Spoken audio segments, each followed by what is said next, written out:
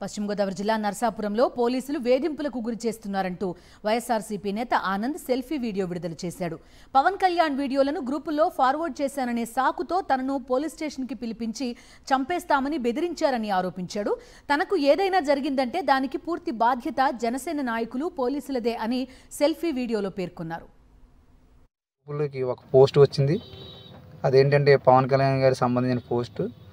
దాన్ని నా దగ్గర ఉన్న గ్రూపులతో పాటు కొన్ని గ్రూపులకి షేర్ చేయడం జరిగింది. వెంటనే సిఐ గారు నాకు ఫోన్ చేసి ఆనంద్ ఎక్కడున్నాను అడిగారు. సార్ నేను పలానా చూడనండి, నేను అర్జెంట్గా సార్ స్టేషన్లో అన్నారు. దేనికి సార్ అంటే నువ్వు రా ఒకసారి నీతో మాట్లాడని చెప్పి అన్నారు. అడిగిన సంబంధం చెప్పలేదైనా. సరే సిఐ గారు పిలిచారుగా నేను గౌరవంగా నేను ఒక్కనే పోలీస్ స్టేషన్కి వెళ్ళాను. వెళ్ళిన తర్వాత నువ్వేంటి పవన్ కళ్యాణ్ మీద పోస్ట్ పెట్టావంటని చాలా సీరియస్గా మాట్లాడాడైనా. నేనేం పెట్టలేదు సార్ అంటే తీసి చూపించాడు పోస్ట్ అయినా.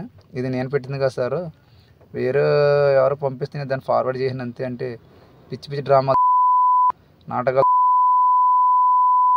నువ్వు గవర్నమెంట్కి చాలా యాంటీగా వాట్సాప్ స్టేటస్లో కూడా పెడతా ఉంటావు. నువ్వు పిచ్చి పిచ్చి చేస్తలే, నేను లోపలతో ఎదవేస్తలేడు అని చెప్పి చాలా సీరియస్గా మాట్లాడడం జరిగింది. అప్పుడు నేను వెంటనే ఏం మాట్లాడతాను సార్, మీరు ఎందుకు ఎలా మాట్లాడుతున్నారు? పోస్ట్ నేను ఒకటే కాదు కదా, చాలామంది పెడుతున్నారు పొలిటికల్ పోస్టులు, మీరు ఎలా మాట్లాడతాం కరెక్ట్ కాదండి అంటే ఎదవ సమాధానం చెప్పకు, పెద్ద స్టైల్గా మాట్లాడుతున్నావు, నువ్వు నీకు స్టైల్ ఎక్కువ అని నన్ను చాలా దారుణంగా మాట్లాడడం జరిగింది. సార్ మీరు పద్ధతిగా మాట్లాడండి అంటే నేను మీ దగ్గర తల ఉంచి మాట్లాడాలా? ఏంటి సార్ అలా మాట్లాడుతున్నారు? నేను తప్పు చేశానా? లేకపోతే నేను ఏమన్నా దొంగతనం కేసు మీ దగ్గరికి వచ్చానా, గంజా కేసు మీ దగ్గరికి వచ్చానా? మీరు ఎందుకు బూతులు తిడుతున్నారు అని నేను ప్రశ్నిస్తే సిఈ గారు ఇంకా రెచ్చిపోయి పిచ్చి పిచ్చి నాడు గన్నపెట్టి కాల్చిపడి అని చెప్పి నన్ను బెదిరించి పెద్ద పెద్ద కేకలు వేశాడు.